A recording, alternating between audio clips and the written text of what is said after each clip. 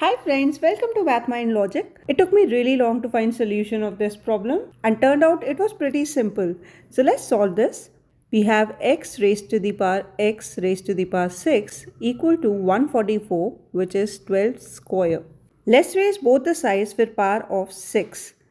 This will become x6 raised to the power 6 is 12 square raised to the power 6. Remember a very important property, a raised to the power m raised to the power n is equal to a raised to the power n raised to the power m, which is also equal to a raised to the power n into m and also equal to a raised to the power m into n. We'll apply this rule to the left hand side. This will become x raised to the power 6 x raised to the power 6 is equal to, again we'll apply this rule, so this will become 12 2 into 6, which is equal to 12 raised to the power 12.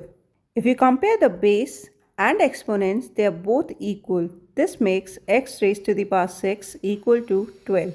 Let's take 6 root both the sides, so this will become x raised to the power 6 into 1 by 6 equal to 12 raised to the power 1 by 6. Hence your x will come out to be 6 root of 12.